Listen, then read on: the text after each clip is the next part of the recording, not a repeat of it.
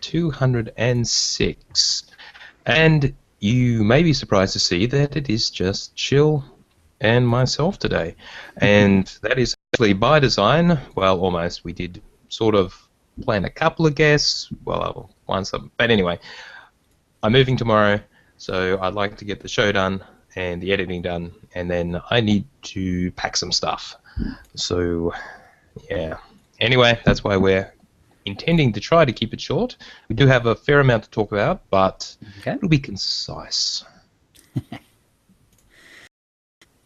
All right, Sounds tweeting good. about Jeremy, that's not good. Hope you're feeling better, mate. He's spending his sick day listening to OotiniCast. So, yeah, I just saw that. all right, get rid of that. All right, so I changed the title. I'll try and do that if I remember on the stream. Very good. So now it doesn't refer to an episode several ago. Just trying to think, is there anything else I wanted to mention for y'all listening directly? Next week we will have Olib of Swotor Network and who was on last week? Right. Yes. Stephen? Yeah.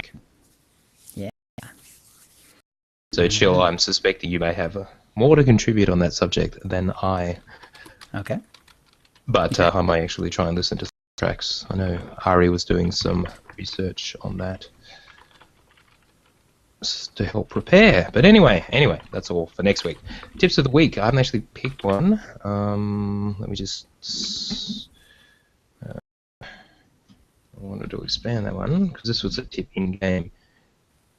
Get... the weekly mission. I'll let you read that one, and you can probably talk to it. I'll do Cal's rant because I want to. That's fine. Actually, I might read the one about Duff as well. Okay. To work out. Excuse me. So me, then you. So that'll be 1. That'll be 2. That'll be 1. And that will be me, and that will be you. Okay. Sorry, we're just doing a little... Sorry, I should have done this earlier. But I was doing something else. Alright, let me just pick a winner. Random.org. If I was really fancy, I would actually make this I would actually show you all how the magic happens. I wonder if I can do that. Let me see. Very quickly. Can I share my screen? Chat. Here we go. Let's see.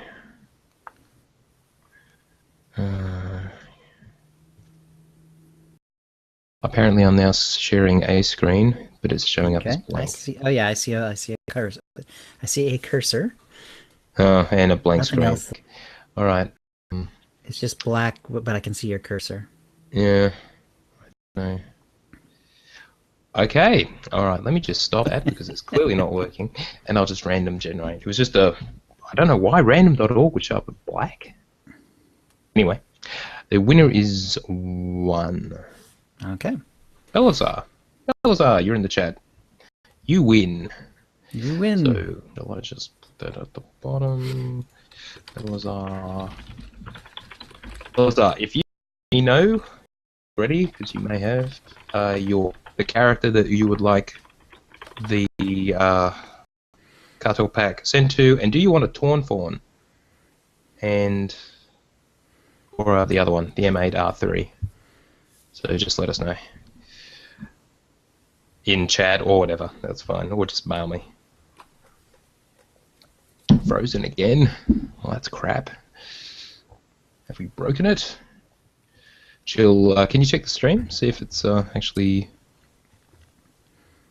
If it shows right on the stream? I can... Okay, alright. Let me just ask the chat.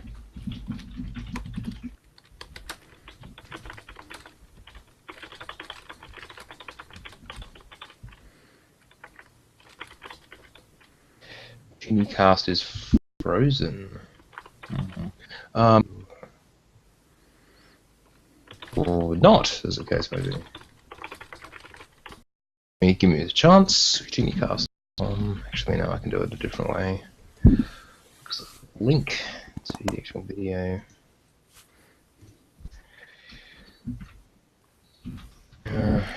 I just linked the well, if it's frozen, you can't see this.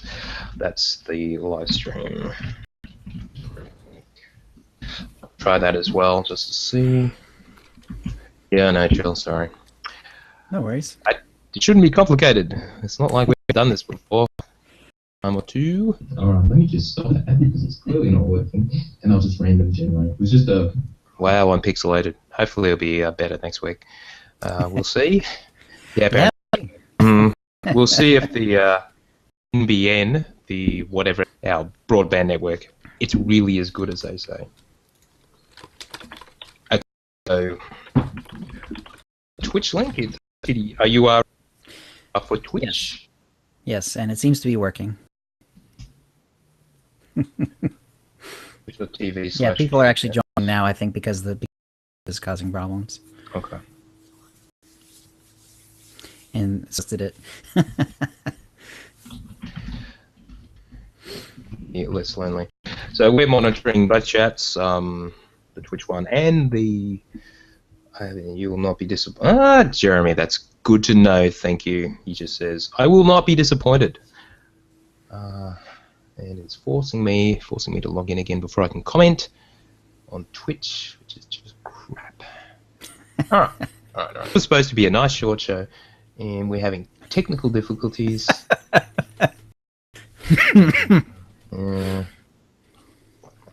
Elazar quit again. Come on, mate. I need to know. M8R3 or Torn Fawn. Make it happen. We can just get going. We can let you know later. I know. I'm not... yeah, you'll see in the notes, Kimmy is there. She was potentially going to be on today, but she will be on sometime June, probably late June.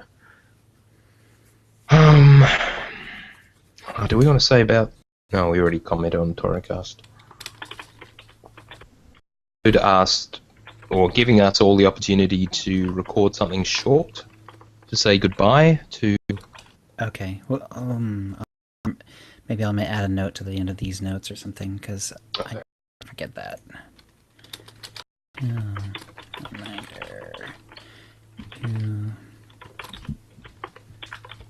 All right. So we can just ignore that.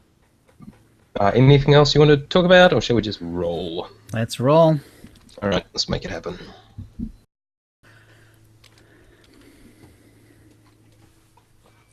Hi, and welcome to the OotiniCast. Good. This is episode 206, being recorded on Wednesday, May 20th, 2015. I'm your host, Chill, with our producer and co-host, Tio. Hi, Tio. Hey, guys.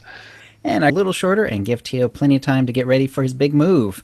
By the next show, Tio, you will be in your new place. That's the plan, right? That's the plan. In fact, I'll be in my Nice. to record next week, and I will be less pixelated if you happen to be watching the video version. Yes. Awesome. All right, well, let's just roll into our weeks then. What'd you do this week? Let's talk, because we did raid. At least on day one, it was normal enough. We had our regular group for the most part. We did World Boss on Zoist. Yes, I mean Zios. And the Ancient Protection, and then we once again attempted the Colossal Monolith because we like pain. And because we did not get him down, we were getting the mechanics pretty solidly, but every time it was a Simon Says, let's get the color buffs, and, well, Right. yeah, bad things happen. It seemed to be just a sheer amount of outgoing damage, too much for our healers. Now, it's pretty much well known that for groups to take the guy down, they are running 3 healers. Right. We probably should have done that, but for various reasons based on who was away, that wasn't really practical. I'm a little stubborn about that. I think that it is bad design, let me be clear, bad raid design, if it actually requires anything other than the standard raid composition, which is 2 tanks, 2 healers, 4 DPS. That is the way the fight should be designed. Possible, which means our healers would have better gear, and therefore their healing output would be larger. Right. But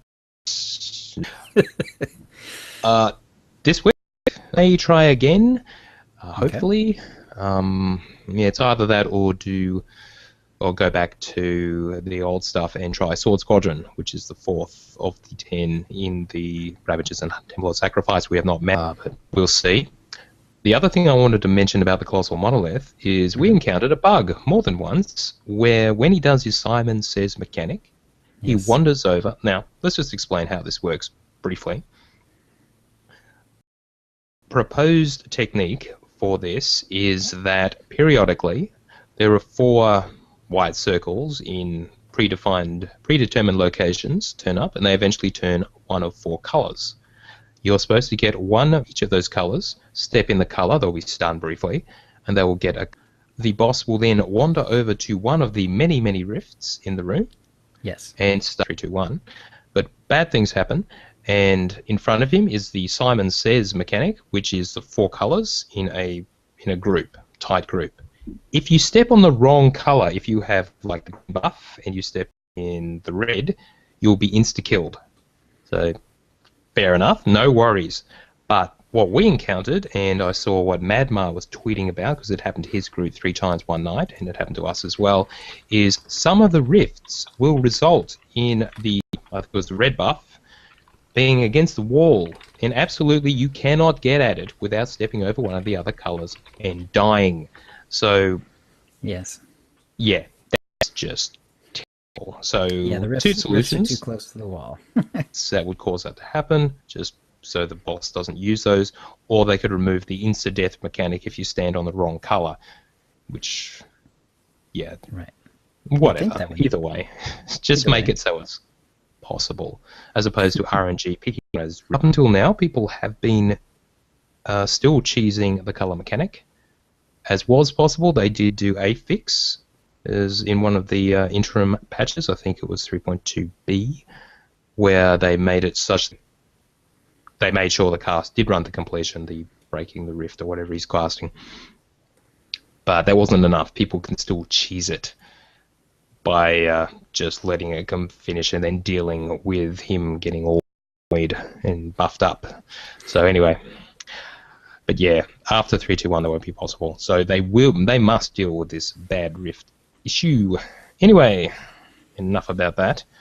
The only other thing I did in game this week, due to mainly time commitments, was raise the affection on a couple of my snipers companions who I'm leveling and caught up on their class stories. I know that's pathetic, but yeah, time was against me.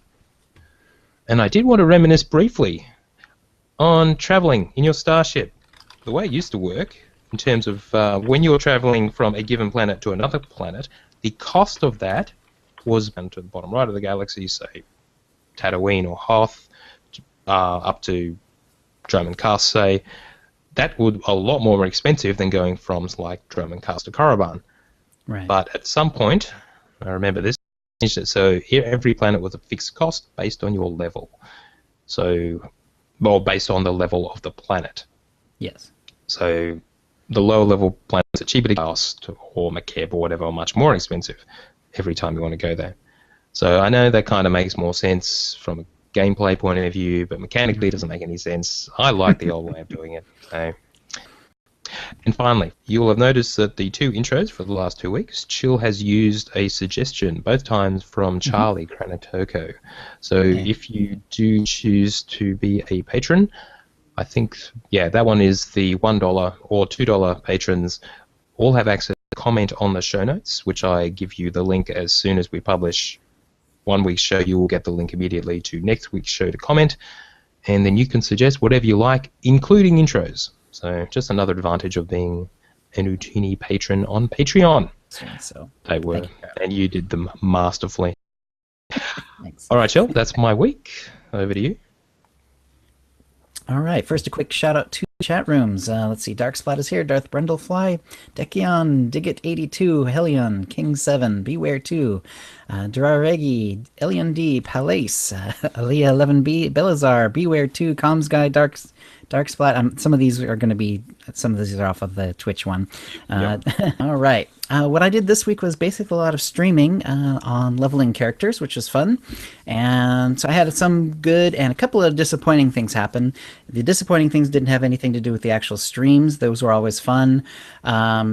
And especially let me take a moment here to thank Sula Wessie, who sent Chill Hulk some nice adaptive items and some level 56 relics and a couple of barrels and jawgrams. It was very cool. And the couple of things that happened that were sort of negative. First has to do with Twitch's new policy as far as music goes. I found out because when the game itself plays the Star Wars theme as soon as you make a character and you get the class introductory scroll, it gives you the actual Star Wars theme, not one of the SWTOR songs or anything. As it turns out, so when you go back to listen to that again, Twitch blanks out the audio track for that part of the stream's replay, plus several minutes on both sides. So it's not, it's a shotgun effect where everything on both sides of the song is completely wiped out, and the audio track is completely blank. So it completely wiped out, that character. So this was for the Whispers of the Force, and I was hoping to put this stuff up on YouTube and all that, but of course the intro that I labored over, is currently completely blank. Now they do have an appeals process, so I did put in an appeal. Unfortunately, the appeal is very basic. It's basically you give them your personal info, it's connected when it is, and then you just have a drop-down box of options as to why you think that it was okay to use. So I didn't have a lot of to tell them, hey, this is coming from the game itself. I didn't have anything to do with this. So yeah, so if I'll be able to get that back, but so it kind of it's a very psychological thing.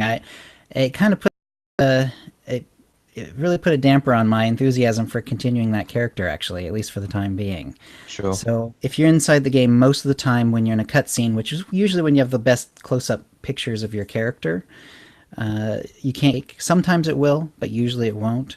So what you can do instead is you'd hit Control Print Screen, and then you paste it into Paint, basically, and you just turn it into a bitmap. So that worked okay. So. Sure. There's a couple of solutions to it, or there's an app called Pick, which is like a screen capture thing. Both of those will overwrite your print screen button and are guaranteed to capture it, so definitely worth trying. And that'd be good to try. There was a patch on Windows that kind of screwed up my Dropbox, but it seems to be back, so I might be able to try that now. But if you don't have those, then you can simply with the Windows programs you can do that. I said Control Print Screen and then pop it in and paste it into Paint. But yeah, I like the Dropbox idea better because I was having to get out of the stream, go to do that, come back into the stream. It was a little annoying. So yeah. So anyway, on Chill Hulk, that was the other thing that was kind of the bummer. On one of the streams, and I was going to go to Alderaan, but then the Harbinger crashed, which was which kind of ended the stream, and that was okay, but I got a good time in and all that stuff. But then when I got on the game later, found out the server didn't remember anything from that hour or so. Oh. So I Is that about how much is lost? A little bit of a bummer, but I actually improved Mako. You have some pictures there. There's Mako. I really like this jacket. It's pretty new to the game. It's a Circa corporate jacket or something. The name is something like that. It's a cartel item. It looks okay on her, except the problem is, then you can't really color match it because it makes everything else look ridiculous. White and red, and that actually looks really good.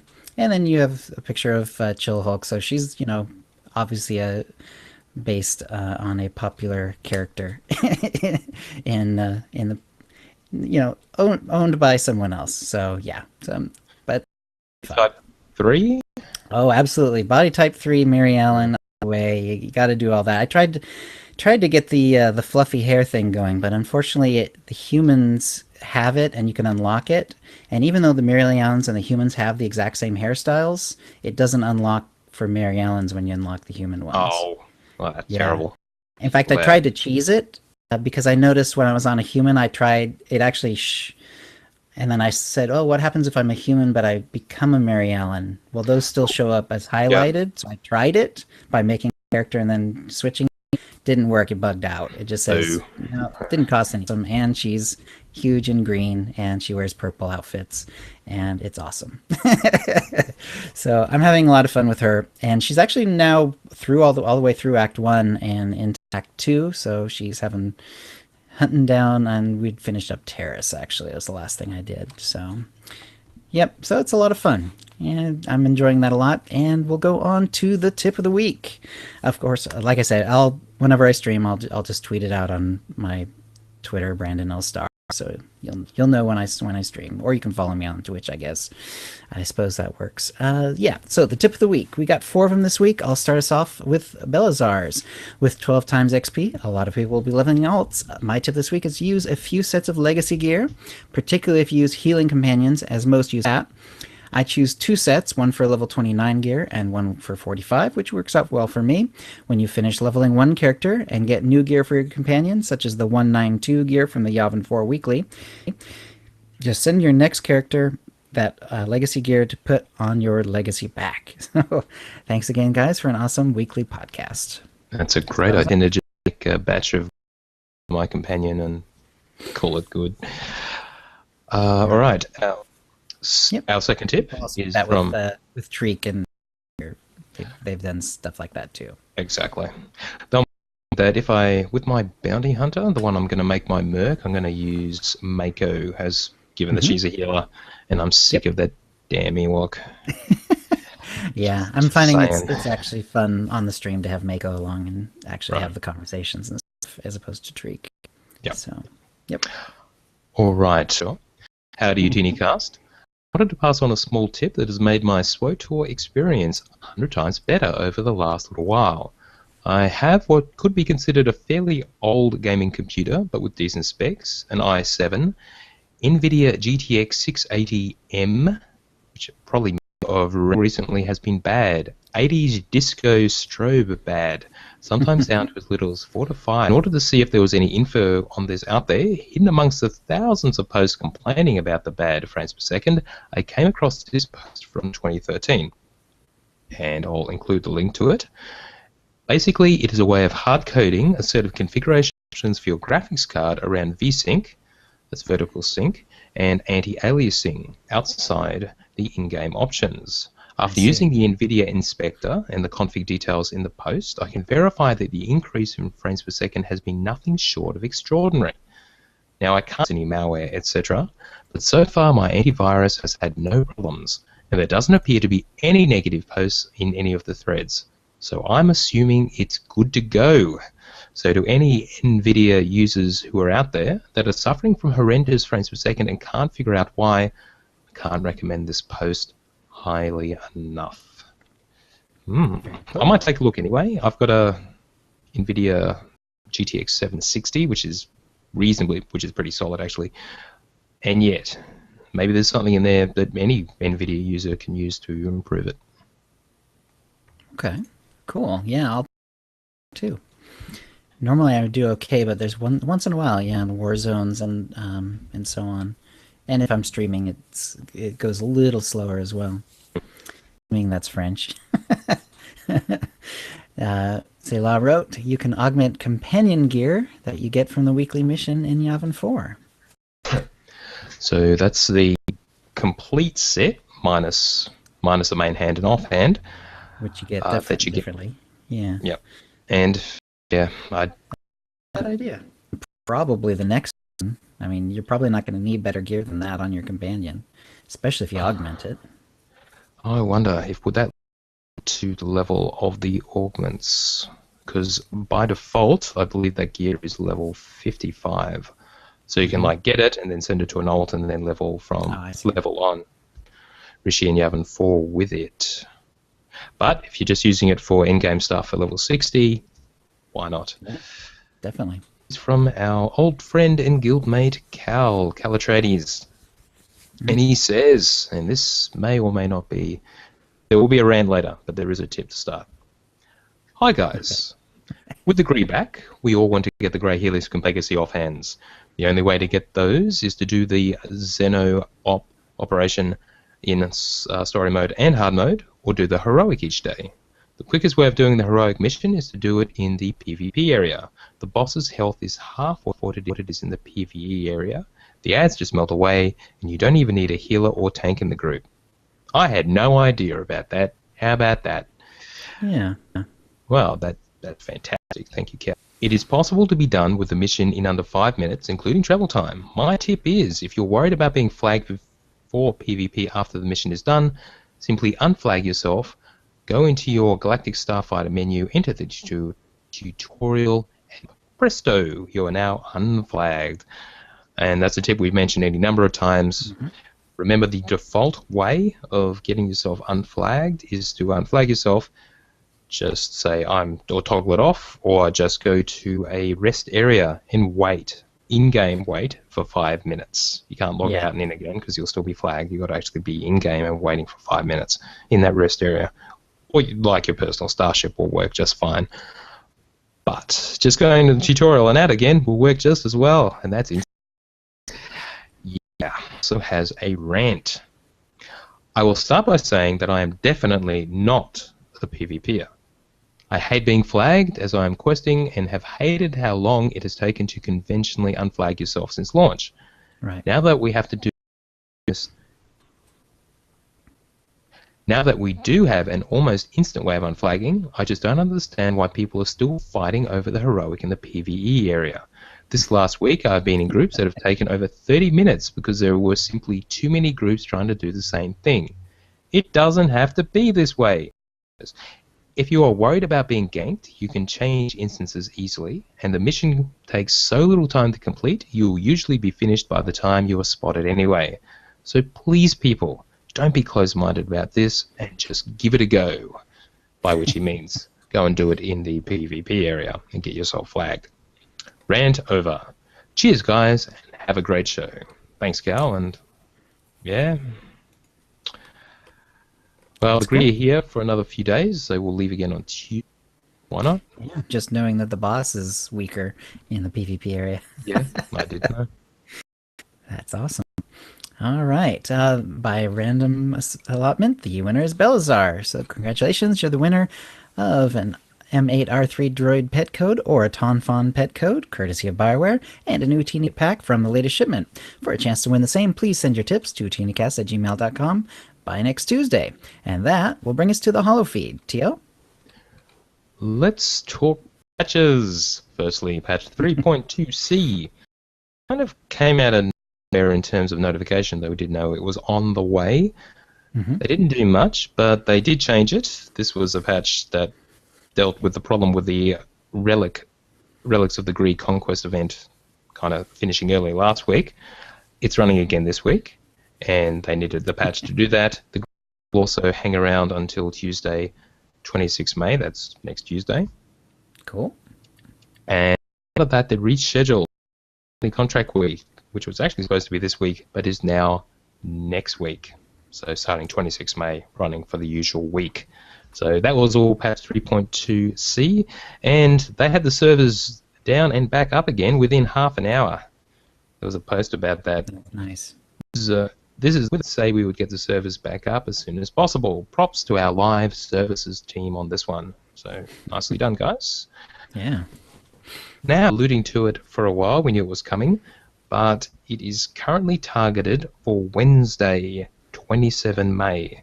Now, they had initially said it was Tuesday the 26th, but they probably forgot that Memorial Day is 25th of May. So next Monday is a public holiday throughout the United States, including Texas, whereby we're and In Texas. for now. That's So, this is as per usual procedure. If there is a public holiday on the Monday, they do slip the patching to the Wednesday morning. So that's when we'll get Gamma 3.21. And that is 4 weeks after 3.2. Now, of course, we're all wondering if 3.3 will appear, etc., and we don't know. We don't know. In fact, we don't know anything about what's coming up later because it's all riding on what comes on 15 June with the Fallen Empire announcement at EA's press conference on the day before E3 begins. So, exciting times. Exciting times. But yes, so no clue. We don't even know if there's going to be a 3.2.2. We do know it won't be on the PTS. We only know 3.3 will be on the PTS next. Anyway, Right. So that's all that. Now, Tate Watson did actually post some preliminary patch notes for us, and let's just go through it. The first truly exciting, if you're into that kind of thing, news is that as the Huts call it, back. So it looks like for about 8 weeks. Here last summer, so it's back. Yeah. I remember last week we were thinking it was a lot later, and but it is. This is about when it was last year. I think the reason I thought it was later is because I didn't have the credits right away, and I was putting it off, and I kind of did it all towards the end. So I think that's why I had in my head that it was later in the year, is just because I was doing it so darn late. I'll have to get a little bit more on the stick this time. All right. Well, that will be 9th of June. So June. Okay. Well, unique prize. We'll have to check that out. Whatever that let's go through some feedback from the community on this. Spencer says, I do not have the credits for this. Time to farm dailies again. So yes, you will need credits for this. If it's anything like last time, then pretty much the same. Right. Azeroth says, there goes all my hard-earned credits. Sooner Craig, 10 odds change on 10th of June to struck by lightning while being eaten by a shark levels, or the Rancor, assuming we still get a Rancor. And which brings us to Sweator Addict asking, do we get new slot machine prizes and achievements that we use afterwards too? Alright, so 2 parts there. Firstly, new slot machine prizes. They mention unique prizes. As far as we know, they're exactly the same as last year, including the Rancor, but we don't know. So they could slip a few new ones in there. Right. Which would be nice. So I got the Rancor last time. I guess getting it on other characters would be nice, because it isn't a legacy thing. Yeah. Now, as far as achievements that we'll lose afterwards, more on that later.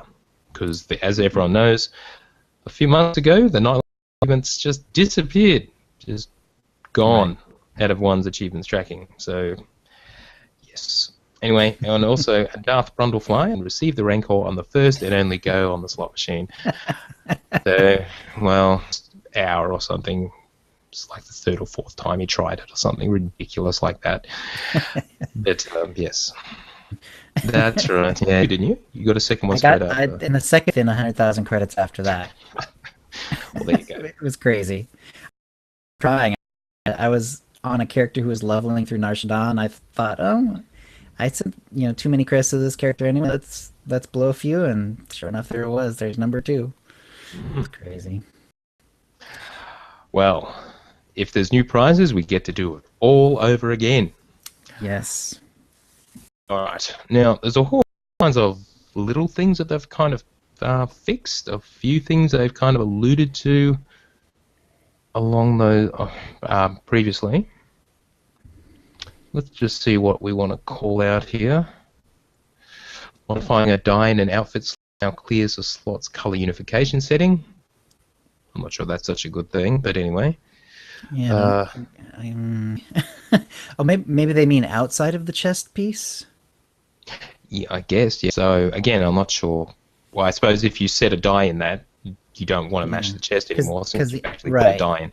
Okay, that makes sense. Modification by adding error messages when an applier attempts to use the unify colors without having a chest slot stamp in place. Yeah. I guess that's okay. Though you can't actually test it out until you commit it. Yeah, there's still something screwy about that. It'll be interesting to see if they've kind of fixed up the whole mechanic, because at the moment you click match the chest and nothing happens in the actual outfit until you commit it, if I remember correctly. And even then it has no effect to anything that's not in the outfit. Like if you only filled some of the slots, it will only unify to the things that are actually in the outfit versus other things you happen to be wearing. Yeah, so you might have crap as well. Yeah, kind of force you to stamp everything. Which it's not that big a deal. They were wrapping if they were too long. And now about those Nar Shaddaa nightlife achievements. Yes, they have been. They have. Thanks to a gracious donation from Zerka Corporation. Zerka Corp. Anytime, anywhere, we're there. This patch note was paid for by people for the unchallenged control of Zerka Corps, a subsidiary of the Zerka Corporation. Cute. Nice. Cute. Nice to see. Jackets. Kate was particularly excited about this fix. So yes, just in time for the nightlife event's return, your achievements from last year are back, and when you achieve, so you can get any achievements you were missing. You don't have to get them all over again, which is a good thing. Let's see. Imports reputation. I guess that's from the latest pack. There was a particular lightsaber you could buy, right? And in its mods rather than a hilt. It's kind of weird. Yeah, that's how it is right now. But anyway, they're changing it. Actually, a hilt, as you would accept. Now, for preferred accounts, they fixed that thing we mentioned last week, where you can actually unlock a third crew skill and get up to 6 quick slot bars via the cartel market. Currently broken at the moment, so please don't try that. Just wait until after 321 next Tuesday.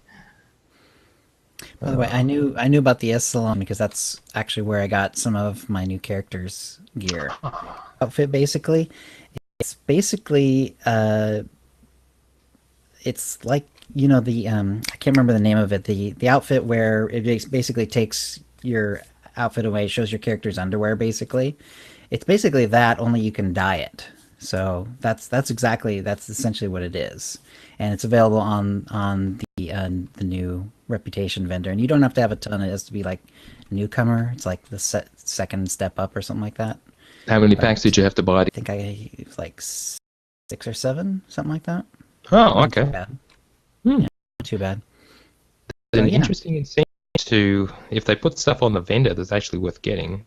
It actually encourages you to make this character. Plus, the purple and white dye is really expensive. And how much did you pay, Jill? That was a little over 1 million credits for that dye. Damn. But once you decide to do something like that, you got to go all the way. I mean, you can't have wrong color. Yeah, you're leveling that XP fast. Yeah, I'm leveling. Do that one, Sliny's worth. Get some more money's worth, no matter what now. So true. That absolutely. And actually, I found a lot of really cool green pieces that I don't want to sell anymore because they actually look cool, and I might want to use them on something. So now it's not just orange gear that you have to keep around. It's also the green gear that you need to stamp. It's a hard lot. Let's talk classes and combat. Well, yeah. So anyway, all those healer changes, as mentioned previously, they all went away because reasons. It's too hard or something. So anyway, resolve system. This is the big change for PvP. When you get to full resolve, you can now receive a 50% slow in place of any effect that would normally immobilize you. So we did talk about this previously. Normally, if you got rooted, when you're at full resolve, you'll just get a 50% slow, which is better than being rooted. Because as we know, it's out of control at the moment. So, yeah, the slow effect has the same duration as a root would have. It only applies, of course, when you are at full resolve, when you are white barred, as it were. So yeah, there's some interesting things about that on the wall. And I think one of the more interesting is slow instead of a root. It lets you, for instance, jump if you have a jump where you wouldn't be able to if you're fully rooted. Right. It definitely has full game changes effect, other than the simple mobility change. It will in fact change how a few abilities can or cannot be used. So it's it's definitely going to change things, but I like the idea just because there are a lot of roots, and and it does really rooted. Yeah. It does feel like you're being seed, basically. Especially if you're melee, of course. All right, so let's talk. Well, Ufalon gave us the skinny on the changes for Sentinels and Marauders, but let's just very quickly. Firstly, utilities. This will affect all Sentinels, regardless of your discipline. So they added a middle tier, a masterful, called Arda. Now, this one actually sounds pretty cool. This was, as talked about previously, Transcendence. Gives everyone in the group a speed buff and either damage reduction or increased defenses. gives you it makes it a 30-second cooldown rather than spending a full stack of centering. 30 that so you can leave yourself doing damage or whatever as was intended, whereas you can still use Transcendence in parallel with that, but with a cooldown. So that is fantastic. Good change. Yeah.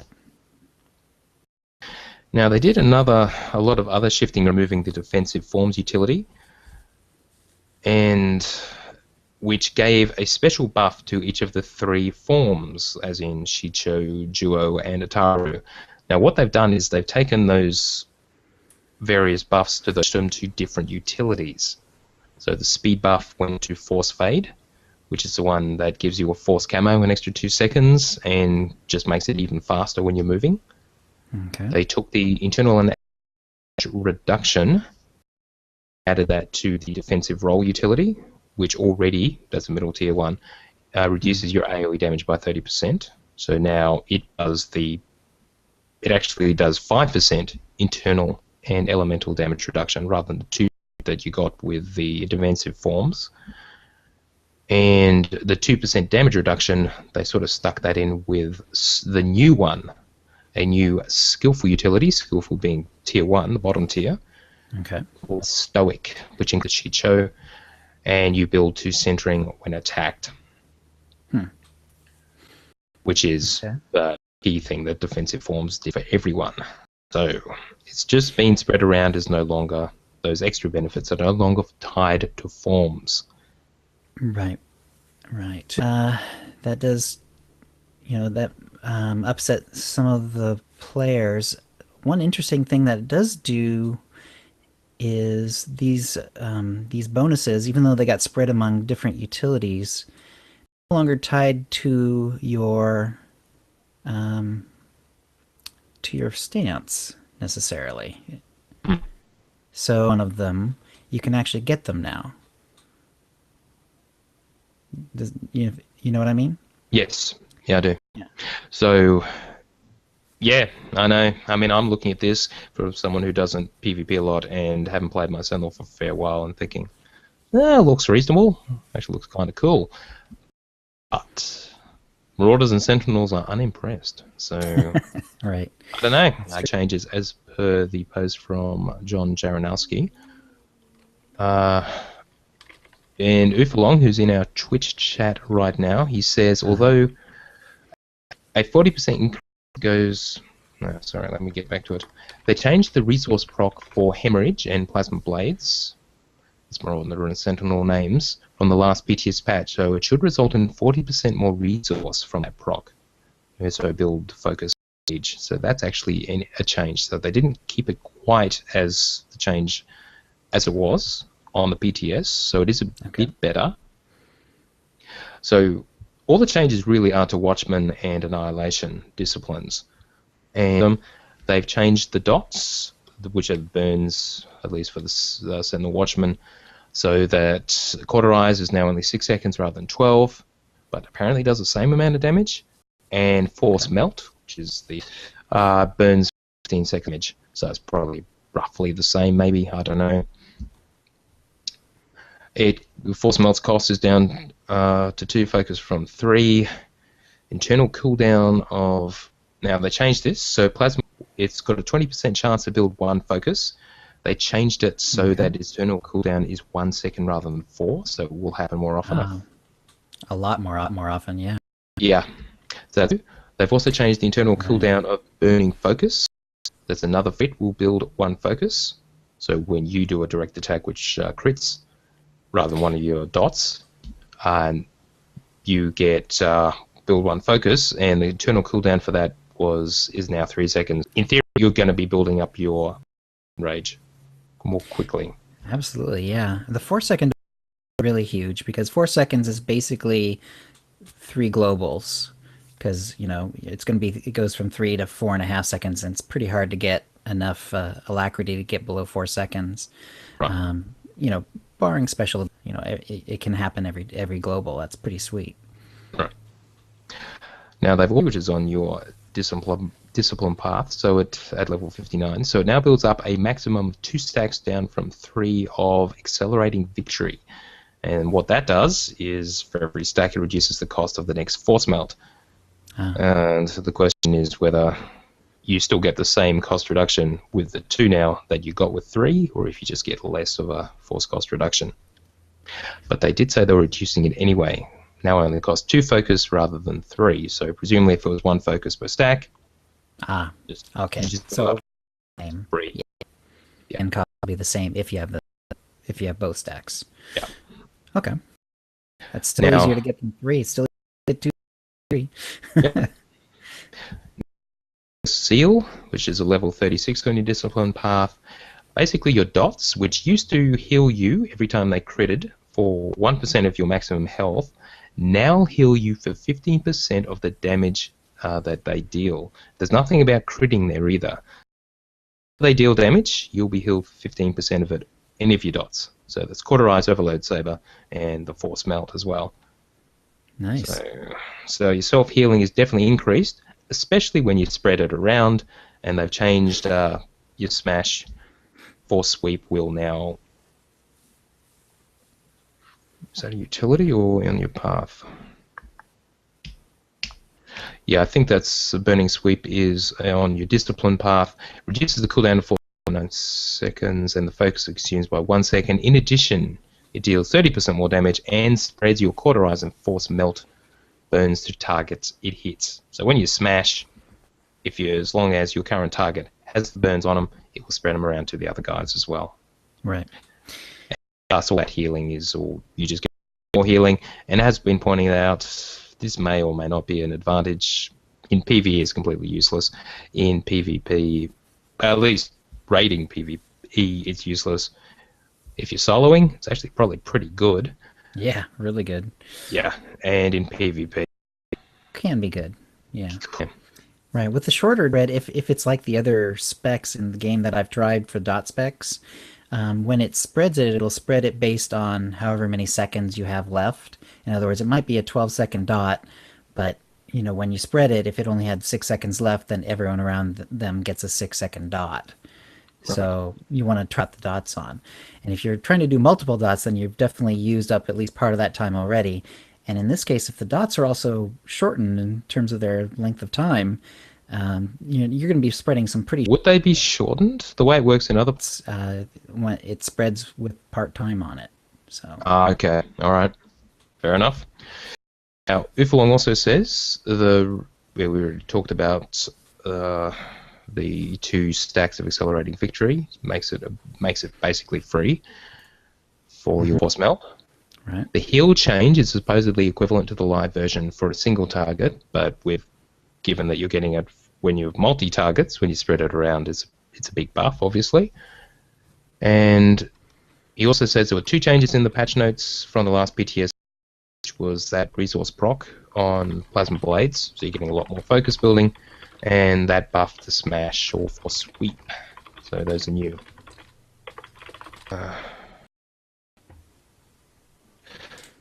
Anyway, Chill is just clarifying with Ufalong how that spread works. If what you were saying was incorrect, I will just cut it out, that bit. Yeah. So we just want to... Okay, Ufalong. Given we'd sort of already talked it through, the 6-piece bonus for Sentinels, for Watchmen, which is the Weapon Masters or Challengers, currently it's activating Ravage or Master Strike will grant the critical bonus, making your next Vicious Throw, Furious Strike, and Annihilate or Dispatch, Concentrated Slice, Merciless Slash critically hit. So guaranteed crit. Can only happen once every minute, and now will, in addition to doing Ravage or Master Strike, just doing your Twin Saber Throw will also cute. Master Strike wasn't part of the Watchmen. Going quickly as possible, especially if it's got a long internal cooldown. Yeah. So it's nice. But overall, yeah, it's not a huge difference. It'll probably be on average a global or 2.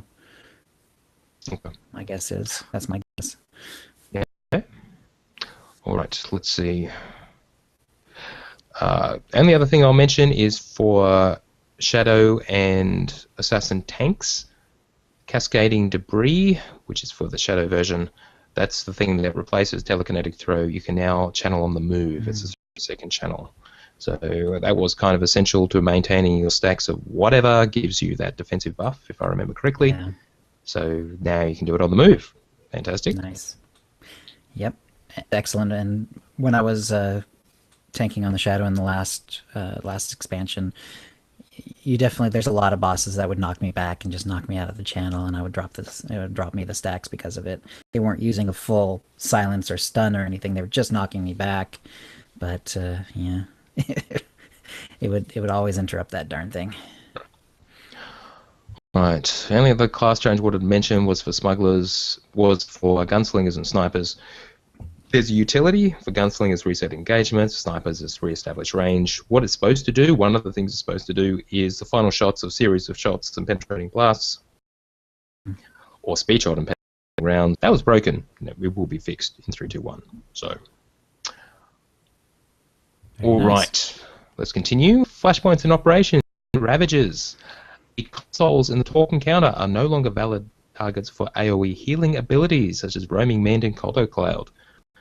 Boo! So the way this works, if you're doing forks, he goes to one of the 4 consoles and smashes it. You can then send a repair droid out, who you can accidentally kill with your own AoE. But apparently the consoles were healable. That wasn't intended, and they're fixing that. Right. Okay. Now, the fix was the duration of the ability, and additionally an indicator has been added to assist in differentiating the floor vents from player effects, because there was a bug introduced in 3.2 somewhere where they made the fire easier to... They changed it so it wasn't quite so overwhelming, and it looks really good, gotta say. Looks great. But you couldn't see it anymore. So you saw it initially, went away, and then you were just on fire, but you couldn't see it. That's all bad. So anyway, that is fixed in 3.2.1. Right. And yeah, that made it a bit easier. Yeah. And it's probably good that they're getting the indicator so that it looks a little different from player effects, because there are, Yep. there are put down fire on. It's nice when you know that it's not a boss effect if it is a boss effect. Well, the stage salvation does sort of look yellow and glow and get in the way as well.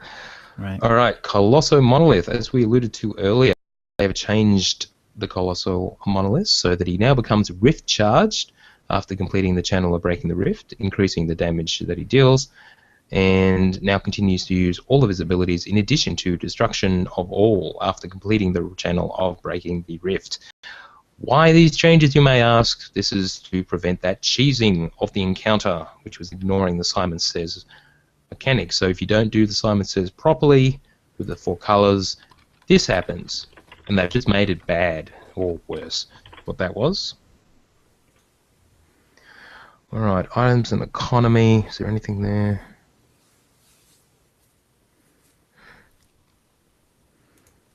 Wow, a Canyon 2-piece set bonus now properly increases the duration of supercharged gas by 3 seconds. Is that commando fix that has been broken for all this time and they have finally fixed it? Is it? I don't know.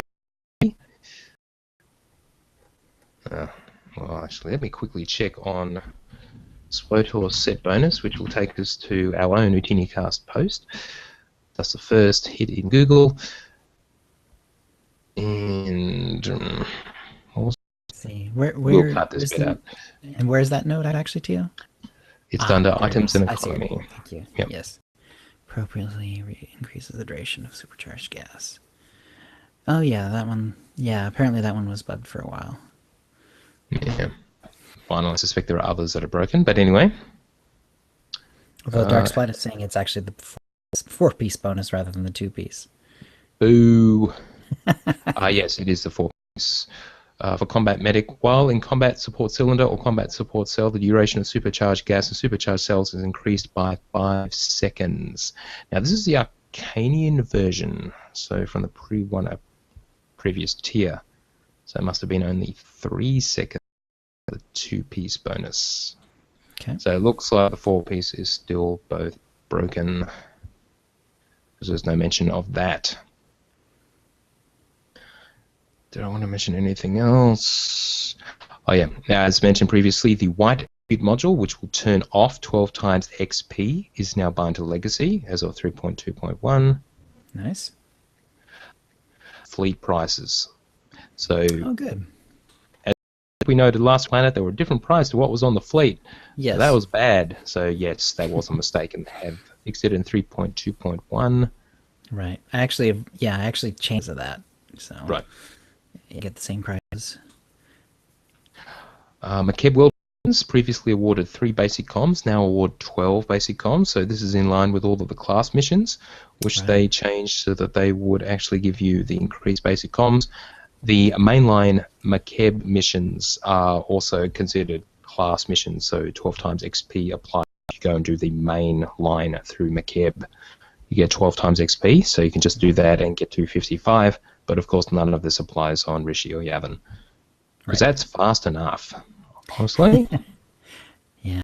You get a lot of basic comms on the way up using 12 times experience.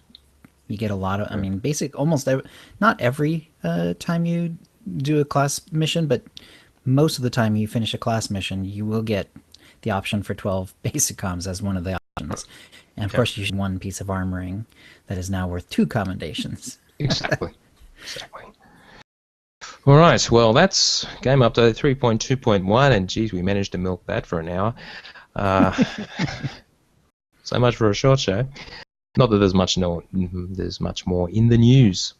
So there was a post about DDoSing in PvP. Now, there were threads about it on the forums that were deleted, and Eric Musco posted, if it's happening to you, just send them a private message. The last thing you want to do is tell people how to do it. And the precaution you can take is to make sure that your personal IP address, the IP address of wherever you're connecting to the internet, like through Mumble or any other VoIP service where you can actually, anyone with admin access can actually get your IP address, or a forum if you an admin. If they can find that out, it's possibly you could be personally DDoS. Now, a DDoS is a distributed denial of service attack where somehow they are able to flood your personal connection, which would do terrible things to you attempting to do any kind of online gaming, because it's stifling you at your client's end. So that would be bad. So yeah, May talked about this in her latest PvP video series, or her new series. So that's May, formerly of OotiniCast, since OotiniCast has gone away, or is. I'm going to skip that. There was an article about KOTOR 2 being on mobile devices, just mentioned in passing. It was kind of unofficially kind of leaked because I asked for an ESRB rating for it. As we all know, Nightmare Republic appeared on iOS, Android, and other devices, and now KOTOR 2 will be joining it. Now, KOTOR 2 is not quite as popular or considered that way as KOTOR, because it wasn't made by BioWare, it was made by, I think was it Obsidian? Anyway, not quite as well received. Right. But anyway, yeah. But it's good to have it available at least. I actually own it. I must have bought it at some point for Android, but I haven't actually played it yet on my Android. Oh. I did ages ago from somewhere or other. Okay, now, I did want to mention outside of SWTOR, there is a Biggs movie, as in by Biggs Darklighter from A New Hope. So that was Luke Skywalker's best friend, and yeah, there were additional scenes that were cut. It's a short thing on Vimeo where a guy named, what's his name? Who does the thing? James Benning. He's done a bunch of these kind of things. And interviews Garrick Hagan, who's the actor who was filming these scenes in Tunisia, which was Tatooine, for Toshi Station, where power converters, remember. Anyway, there were a whole lot of scenes with Mark Hamill. They were cut from the film, so yeah, and he talked about that and his experience doing that, so why not? I'll link to that. Yeah. There was an odd tweet. Aaron Flynn. Now, Aaron Flynn is in charge of BioWare Canada, which includes the Edmonton and Montreal studios. And what he tweeted on Star Wars Day, May the 4th, was, all this Star Wars excitement sure does make me want to go back into that amazing universe. And hashtag May the 4 be with you and hashtag KOTOR. So that kicked off a whole bunch of speculation that BioWare will be making KOTOR 3. Confirmed because KOTOR is Star Wars The Old Republic. Revan's story has been finished. It would be kind of weird to do a single-player game at this point. Right. So you could argue SWTOR has become a single-player game. We heard that previously. Not true, obviously, but you could play it that way for sure. Skip that one. Yeah, we'll skip that one too. Anyway. Okay. All right, in community news, thanks to Utini patrons, John J, Ken, Rayoun, and Adam. They take us up to $64.50 per episode, edging ever closer to our near $100 milestone goal, where we'll produce our Utini documentary, and Ari is definitely on top of that. $100 isn't too far away now, and I just couldn't confirm. Thank you very much, yeah. And I confirmed with him he will do the voiceover for us. So he'll probably be our narrator for the documentary. Awesome. How is he doing? What's he been up to? Doing lots of music festivals. He's in okay. that psychedelic trance, living the dream, as it were, if you're into that kind of music. So very cool. Okay. Hopefully he'll also tell us what he's been That'd be great. Whatever. That'll be fine. News that we've got in the past month or so. Firstly, from Hupra, calls us the best around. It will never let you down. Thank you very much. From Camp the Cam, Epidemic, the Rakul plague, nothing on these guys. May you spread your vocal radiance throughout the galaxy. Always know that if it ever looks like times are rough, there will always be one that is holding back to spew your infectious sound waves. Awesome. And finally, from Scram, more content for SWTOR newbies, but overall, every episode is fun and educational. And that is something we have heard a bit of late, that we've been playing this game, obviously, since pre-launch, so, yeah. But that doesn't mean we are new players coming to the game who we should be catering to, so we will think on that and see what we can do. So thank you for that feedback. And the kind words as well, of course. So thank you all. Apparently writing in iTunes is still a thing. Please do, if you would like to. That would be awesome. Or wherever else you can rate podcasts. And I don't know anywhere else you can rate podcasts, but why not? And of course, there is OotiniCast/Patreon if you want to help us in a more concrete way. Or if you buy stuff on Amazon, OotiniCast.com/Amazon will link you to the Amazon store, and anything you buy will kick us back a little bit. Yeah. Anyway.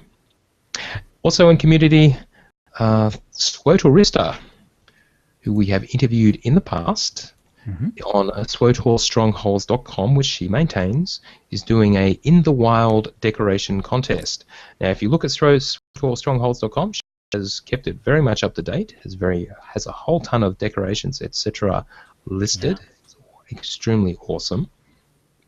But this competition, let's just, in the promo in her own words, do you have a super cool decoration, want to show it off in all its glory? Well, the best decorators know that no piece should ever stand on its own. The decorations around it should complement it and help create a bigger story in the room. Help others think of new ways to decorate their houses with screenshots of your decorations in the wild. And let me see, she explains how to prize is a rare Torn Fawn code. Every decoration you submit to, you will receive one entry into a draw to win a Torn Fawn code, courtesy of the page for others to see. So it's just a way of encouraging people to contribute their own decorations. She has a few examples. Yeah, it's a good site overall, so thank you, SWTORista, for doing that. And that's the news. All right, then. To the force feedback and chat rooms. If you have any questions to ask, we'll be gathering them now to answer once we're done with the feedback. Let's see, then. Odysseus Crosa, our mega patron. Thank you guys so much for the kind words. Just trying to help out where I can. Thanks for all the hard work. All right. Thank you, mate. Thank you. All right, so watch the latest Crandom, which compiles the pack intros from my pack opening videos. And he has got a link to it with guest stars at OotiniCast, because this would include the one that we did a part for. That was fun. Indeed. Indeed. Yes, mine was especially silly. I really enjoyed that. I gave him several, and I kind of thought he would go with the really silly one, and sure enough, he did. I know you spoke about the Madame Tussauds Star Wars exhibit earlier, but I wanted to share this as a great video for Star Wars fans, and there's a YouTube link, but I haven't checked this out yet, Tio. What's this about? It's a 10-minute documentary exhibit at Madame Tussauds. Slick. So, as with it, anything with those waxworks, it's eerily lifelike. Eerily. So, well worth seeing if you're not going to be able to get to London and see it yourself. Wow. Gotta check that out. Yeah. Still don't know how. Yeah. Madame Tussauds keeps their exhibits around. All right. I imagine, at some point, MC Hammer's got to go at some point, that sort of thing. She's hopefully. Jason, guys know of any sites that can help out with figuring a good rotation offline? I have a concentration sentinel, but no rotations whatsoever. So, now that while there are good guides, Ufalong did one for Watchmen, or Annihilation, and Volk did one for Combat, or Carnage. There isn't one for Smash, Concentration, or whatever it is on the Empire side. I can't remember. Anger or Whatever. hatred or something. Hatred, maybe? Anyway, now, Ufalong, the famous Ufalong, has actually done, I saw this in the forums, a prototype or a preliminary example of a rotation. And I did also find another guide which used Ufalong basis and did their own take on it. So I'll include both those links. But I guess a feeling is that Rage, thank you Darksplat, Rage is the equivalent of Smash. Rage is the equivalent of Concentration for Marauders. Yeah, so I guess it's sort of the unfavored discipline, at least in terms of just in generally PvP as well. So, but there is a rotation if you want to use it anyway, because it is fun. Yeah, there's lots of jumps and lots of AoE. That's always fun. Yep. Yeah. Rotations can be tricky, and they're not always, the best ones are not always obvious. So that's good. All right. Alron? How are we pronouncing this, Tio? Alron? Yeah. Alrun? Alrun. I have to admit, I was a bit surprised by last week. They're not playing the game, so F them attitude of last week. So obviously we kind of addressed this whole topic along last week, though that wasn't really what we were trying to convey. It's just that them leaving was more the sense I was trying to get. People move on. That's good. More power to them. But so don't wish them in any ill will whatsoever. Absolutely not. And still hope they'll come back. But life goes on. Was really the sense of what I was going. I mean, you don't want to see players go. I mean, they do. They considering how many of them there are, they do an outsized percentage of the actual work inside the community. But they often people do step up, and until they don't, that's always the risk.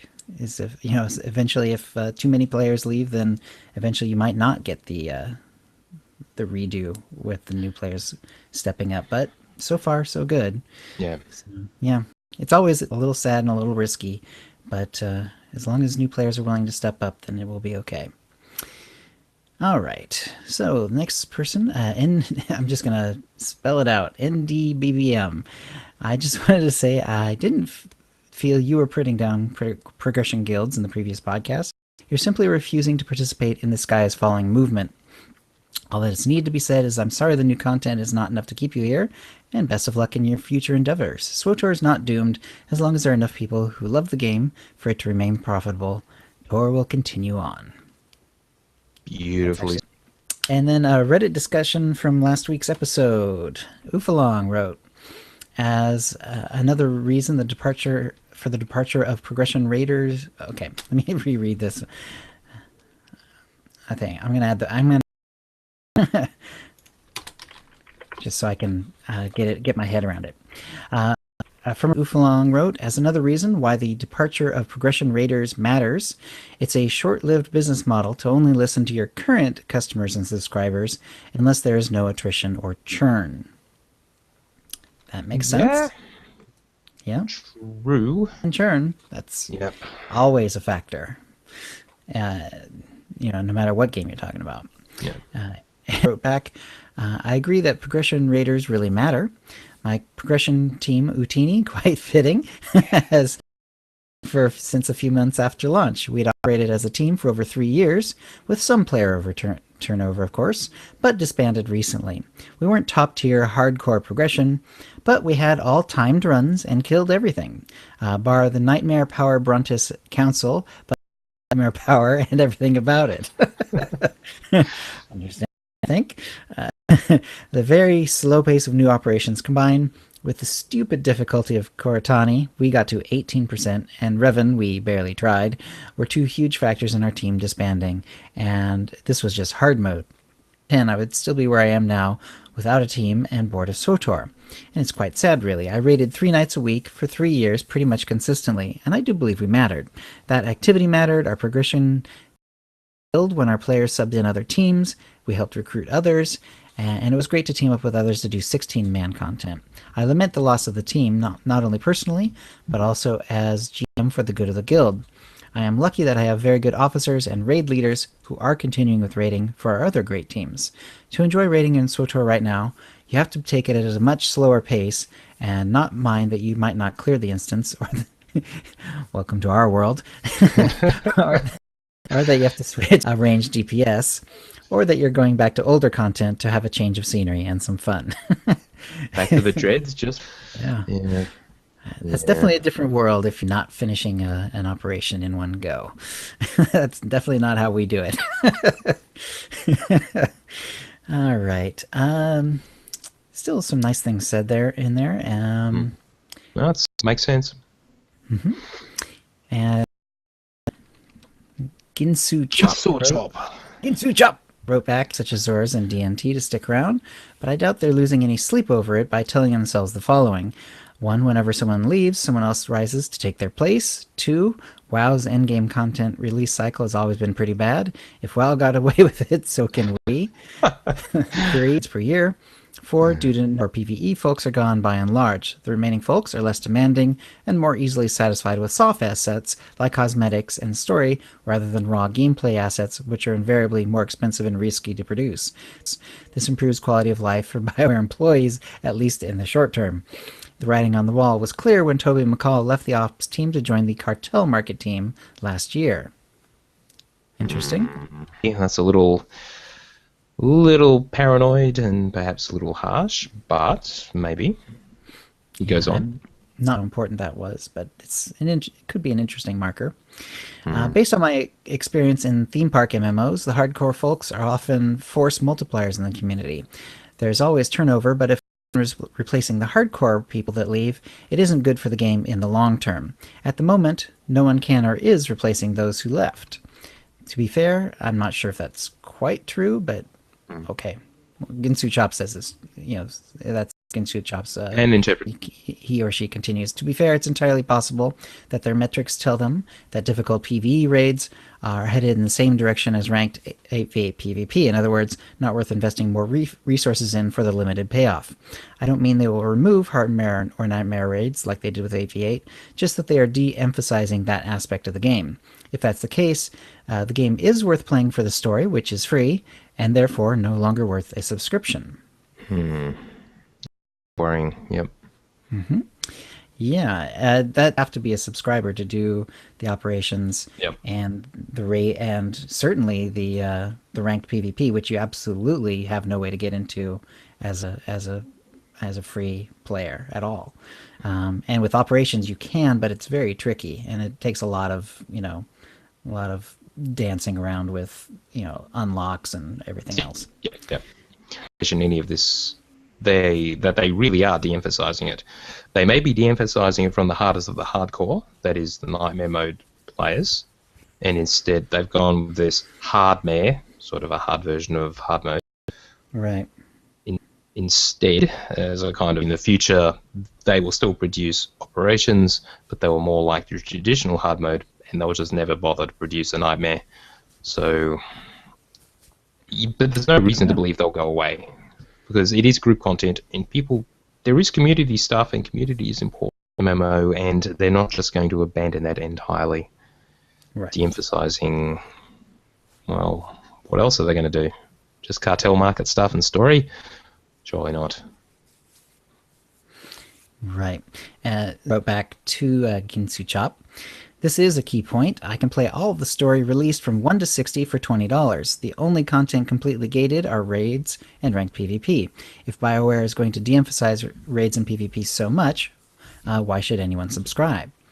Ginsu Chop wrote back exactly, which is dangerous for BioWare because in the direction they're headed, there isn't a compelling endgame, even though the free-to-play and cartel market model that SWTOR is built around, metrics that they supposedly use as the basis for their decisions. I wouldn't be surprised if they found out that the bulk of their cash comes from the casual core gamers who aren't necessarily whale spenders on the cartel market, but still spend enough to equal in revenue terms several hardcore players or several regular subscribers who don't use the cartel market.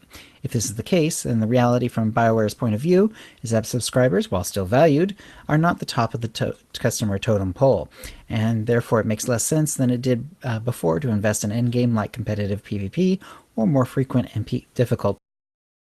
That also means from the gamer's point of view, the de-emphasis of endgame content in this game indicates that a subscription would no longer be worth it, unless you subscribe solely to raid with your friends and so on. Someone on a stream said it best, it's no longer an MMO, but rather an RPG game with MMO elements, and as such, a subscription is pointless. Well, it depends casual core crowd is. Casual core, which is pretty much what we are. Sounds A like, bunch of people who really enjoy doing this fun. We're not super serious. We would like to get through it eventually, but it's more fun just hanging out and talking while we talk. Yeah, but more than one might imagine, I suspect, as opposed to the super serious. Right. Well, by nature, because we can do our casual core stuff in 2 nights a week, and if you want to do hardcore and be, going for world firsts and timed raids and all that other stuff, you can't be doing it on 2 nights a week. And by definition, there's fewer of that. Simply, the number of people whose schedule that fits in is lower. Still some interesting points and something to keep an eye on. Yeah. We'll know more about the future of the game come June 15, and I'm thinking they'll probably, at least either there at the big announcement, or soon thereafter they'll add the roadmap that will take us to the expansion or update or whatever the hell it is. Yeah. So in that Reddit thread, there was a discussion about the whole harassment side of things, as in what happened to John Jaranowski and etc. So I won't go through that again because some guy was saying some really weird stuff, which I don't want to go into. But Laurie M tweets something to us. She says, still disagree pretty strongly with the they should stay silent, don't feed the trolls attitude. She knows that's what everyone says, but she thinks that's exactly how we got here. And linked to a couple of articles that explain why, which I'll include in our show notes. They are worth reading. I think the main takeaway I got from that, reading those articles, was let's clarify what don't feed the trolls means. It doesn't mean you simply ignore them. It means, at least if they're harassing you or anything like that, you report them to, if it's like Twitter or Facebook or Reddit, and even Reddit will deal with this now apparently. They've just introduced some anti-harassment policies. Make sure you use whatever mechanism is provided, and that includes in-game, however effective that has been in the past, but anyway, do whatever you can. So don't just stay silent and just take it. Make sure that if it is truly inappropriate, you let the people know who are in charge of whatever medium you're using. Free speech is a thing. I've heard that argument before. So First Amendment in the US grants you, make sure that your government can't constrain your free speech. It's got nothing to do with you being able to say whatever crap you like on a private forum or in a game. So, yeah, you can't, if you speak badly or whatever, you may reap the consequences of that, and you should. And you should. Yeah, that's the sense of it. And yeah, don't engage. Don't go down to the trolls level. Is probably the best advice. If they're just trying to get a rise out of you, just ignore them. If they're harassing you and issuing death threats or rape threats or whatever, then you do something more serious to make sure they are found out and penalized. All right. Now, Teal, there's a McPherson, and you're supposed to explain it, because all I can see is part of a UI. Yes, now, he has apparently a bit of an issue with people's UI, which he's using screenshots apparently, where the bar with the various shortcut icons, for whatever reason, they don't use the interface editor to make it into one row. It actually goes onto 2 rows where the little question mark, because it's just one too many icons to fit in that default length now, it just sort of wraps around, and so you've got all this empty space. So his public service announcement is make sure you use your interface editor to just make it a little longer. I see. In the corner, because there's only a few of those bars that I will actually click on. Usually I use the keyboard shortcut for the most part. Even though I use a Nostromo and have to move my hand over for some of those. I'll still do that over actually going and clicking on that part of the UI. Yep. Except for Strongholds, because I entered the game, it's still hasn't sunk into my head that there's a keyboard shortcut for that, and so I actually will click on that. Me too. What is the shortcut? Is it H? I don't remember. It says, and of course you can change it. Whatever. All right. Yeah, it's a good reminder that sometimes your UIs need updating. The game does change, and sometimes it'll affect your UI. Yep. Why not take a glance at everything?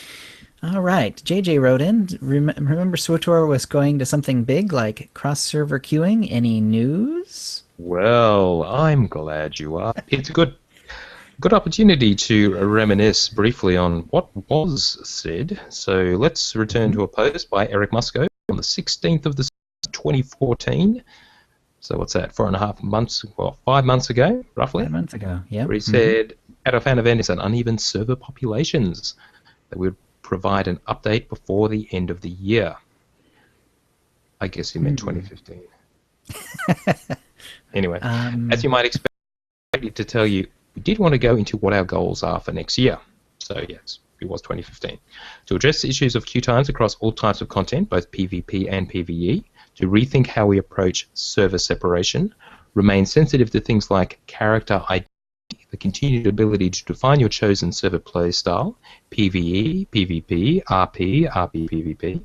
We also would like to use this opportunity to enhance and / create social systems. It's a big old galaxy, and we want it to feel that way.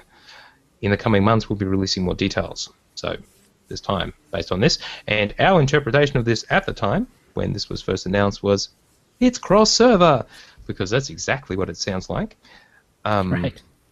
So we never got confirmation of that, Snave. When Snave interviewed Musco, it's better than cross-server. So yes, that's the famous phrase. Rumor recently on an episode of OotiniCast that the whole better than cross-server, whatever this thing is, had been quietly dropped. And so he said, while he has no more information for me, he can confirm that work continues. So they haven't given up yet. So that's somehow supposed to address all of those issues, making all our queues shorter for PvP and queuing for operations and flashpoints. It's still ongoing. Interesting. Okay. Sounds like more difficult than they were anticipating or something like that. I'm pretty sure I said at the time, if this is going to happen at all, it'll be late this year, because that is a non-trivial thing. But you know, as soon as they give any details, then it's gonna be constant.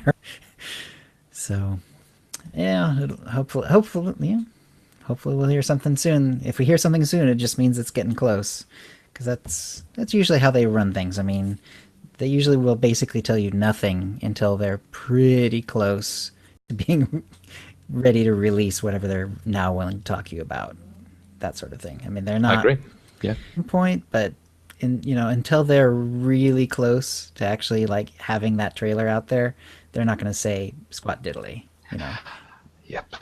I don't expect anything about this on 15 June either. I think they will announce that big expansion.